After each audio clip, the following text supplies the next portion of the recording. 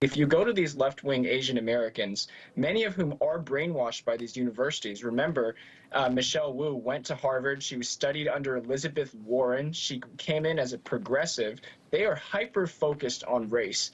And they think that the only thing that these people need is more racial reparations. No, what a lot of people and a lot of cultures that are struggling right now need is a good kick in the pants. They need to get educated. They need to learn how to combine hard work and study habits, just like many Asian Americans are doing today.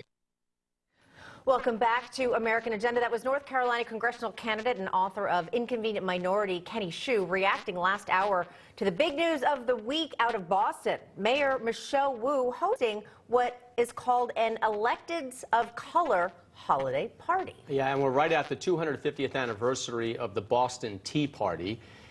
You got to imagine. Were they throwing tea because of this? You know, to hope 250 years from now we'd be talking about this.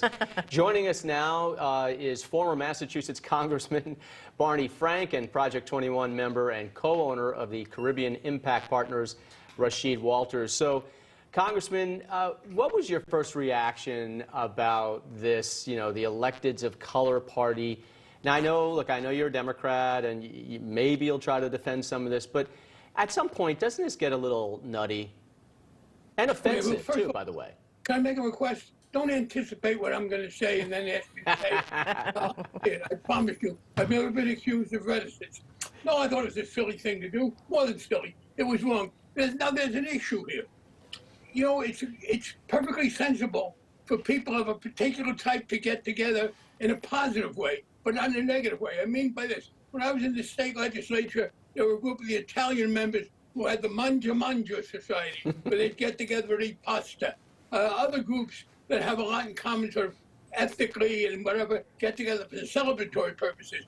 But when you talk now about non-whites, you're bringing together not just one group, you're bringing together African Americans, Hispanics, Asians, and each of those categories has several subgroups. You're then uniting in opposition.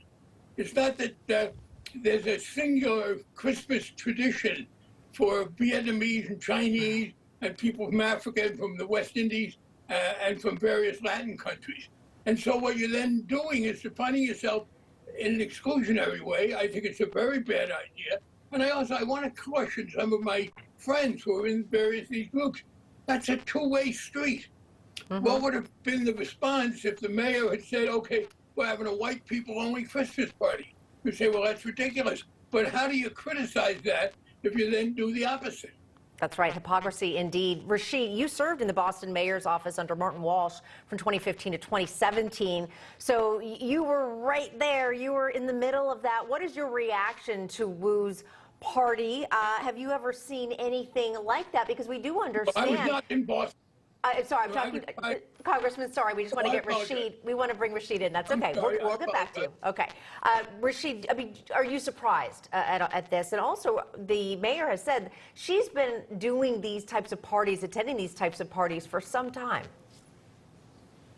Well, it's no surprise because the mayor of Boston, Michelle Wu, has a history of racism, whether it's discriminating against the Italians in the North End with exorbitant restaurant outdoor dining fees, whether it is discriminating against the Irish Catholics in West Roxbury who don't support her and giving them a ridiculous road diet, which has bike lanes everywhere. And when it comes down to even black people, we actually sued the city because she signed into law a racist redistricting map that a federal judge found discriminatory and a violation of the 14th Amendment against blacks.